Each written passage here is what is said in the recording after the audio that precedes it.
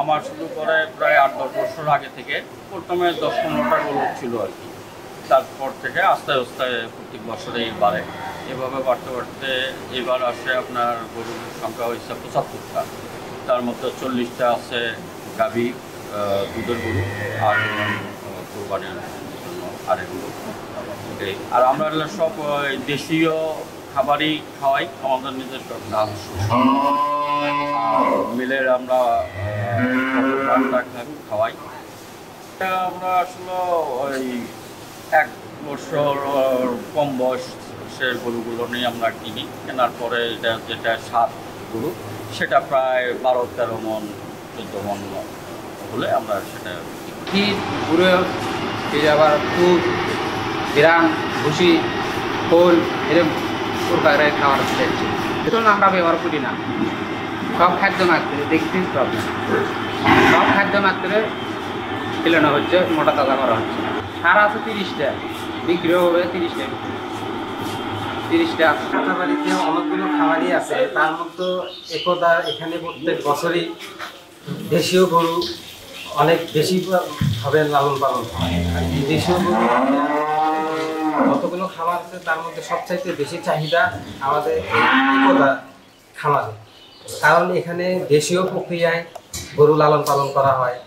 গরুকে কোনো ইনজেকশন মোটা তাজাকরণের জন্য কোনো ফিড জাতীয় এইরকম কোনো কিছু খাওয়ানো হয় না, কারণ এখানে দেশীয় যে খাবারগুলো আছে এগুলো খাওয়ায় লালন পালন করা হয়। চয়েস এখানে মানুষের সাধ্যের মধ্যেই গরু পাওয়া যায়, কারণ এখানে দেশীয় গরুগুলো ছোট সাইজ থেকে শুরু করে মোটামুটি রিজনেবল প্রাইসে গরু পাওয়া যায়। এই জন্য এটা অনেক পরিচিত একটা খামার। খামারে তো আপনার প্রত্যেকবারই 30 থেকে 35-40টা করে গরু বিক্রি হয়। এবারটাও প্রায় 30-40টা গরু আছে। যেটা আমরা সহ এই খামারগুলো ব্যবহার করি সেটা হচ্ছে ঈদের কিছুদিন আগে গরু কিনি, সেগুলো বাজারজাত করার জন্য তাদের প্রস্তুতি নিই। কিন্তু আমরা সেই কিছু সমস্যার সম্মুখীন হই, যে ছোট ছোট যে অসুখগুলো হয়, ল্যান্ড আরও অন্য যে অসুখ, এগুলো তো আমরা সরকারি এখানে অফিস আছে প্রাণী সম্পদ, কিন্তু তাদের সক্রিয় কোনো তাদের হেল্প পাইনি। অথচ এই সমস্যাগুলোর কারণে গ্রামের হাতুড়ে ডাক্তারদের এই কাজগুলো করে নেওয়া লাগে, তারা যথেষ্ট ভিজিট নেয়। এবং শুধু তাই নয়, এই কারণে ক্ষতিগ্রস্তর কারণে আমাদের খামারিদের গরু কিনতে ভয় পায় এবং সেগুলো আর করতেছে না। তাই এই অবস্থা করলে তো দেশি গরু থাকবে না, আমরা নিজেরাও আসলে উদ্যোক্তা হিসেবে সেটা হারিয়ে ফেলবো, মনোবল হারিয়ে ফেলবো। আমরা চাই যে এইগুলোর জন্য সহায়তা হয়, অফিস থেকে সহায়তা হয় এই ছোট ছোট সমস্যার জন্য, যে তাদেরকে কাছে গেলে তারা যেন আমাদেরকে হেল্প করে, এবং কিভাবে কেনা লাগবে, কি গরু কেনা লাগবে, কি অসুখের জন্য কি ওষুধ দেওয়া লাগবে, সেই ওষুধটাকে একটু হেল্প করবে। এগুলো দিলে আমাদের জন্য ভালো হয়, তারা ক্ষতিগ্রস্ত হবে না এবং উদ্যোক্তর আরও বৃদ্ধি পাবে। আমাদের এখানে আমাদের খামার নাম একতা অ্যাগ্রো ফার্ম।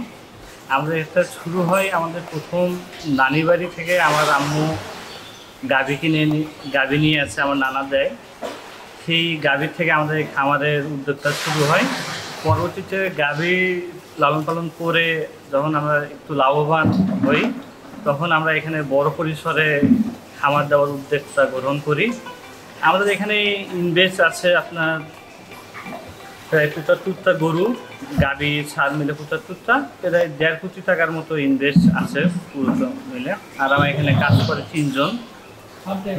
আমরা এখানে মূলত দেশি গাভী, দেশি সারগুলো উৎপাদন লালন পালন করার জন্য আমরা চেষ্টা করি।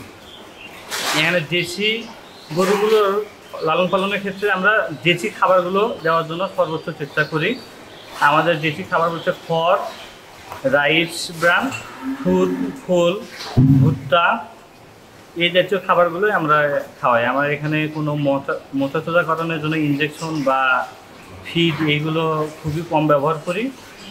মোটাতাজাকরণের ইনজেকশন তো আমরা একদম ব্যবহার করি না, কারণ এটা গরুকে বেশি রিস্কের মধ্যে ফেলায়।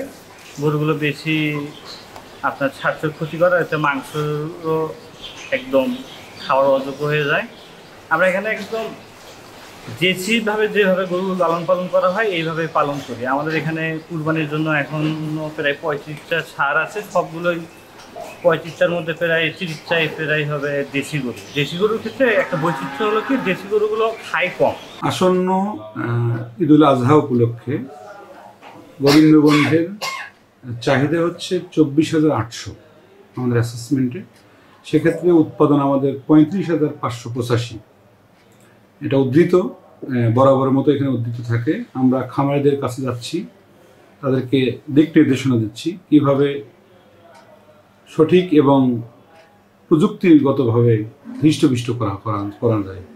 আমরা খামারিদেরকে উঠান বৈঠকের মাধ্যমে সচেতন করছি, তারা যেন নিষিদ্ধ ঘোষিত স্টেরয়েড ঔষধ এবং মোটা তাজা করার জন্য অসাধু উপায় অবলম্বন না করে, সুষম খাবার খাবে, গরুকে বাড়তি ভাইরাস রোগে যেন আক্রান্ত না হয়, সেক্ষেত্রে তাদেরকে আমরা ভ্যাকসিন দেওয়ার জন্য পরামর্শ দিচ্ছি। এছাড়াও খামারিরা আমাদের কাছে আসছে, তাদেরকে বিভিন্ন উপায়ে রোগ সম্বন্ধে সচেতন করা হচ্ছে। কোরবানির হাটগুলোতে আমাদের নজরদারি থাকবে, বিশেষ করে লাম্পি স্কিন ডিজিজ বা এই ধরনের ভাইরাস জনিত অসুস্থ গরু যেন কোরবানি হাটে না আসে। সেক্ষেত্রে আমরা প্রশাসনের সঙ্গে কথা বলেছি, আমাদেরকে উপজেলা পরিষদে এই বিষয়টি বিস্তারিত আলোচনা হয়েছে। আমরা হাটের ইজারাদারদের সঙ্গেও কথা বলছি। আমরা আশা করছি এবার কোরবানি ঈদে অবশ্যই এবং এই উদ্ধৃত পশু খামারিরা ভালো লাভ পাবে এবং ভালো দাম পাবে। এই ঈদে জামা জুতো অ্যাক্সেসরিজের ডিসকাউন্ট।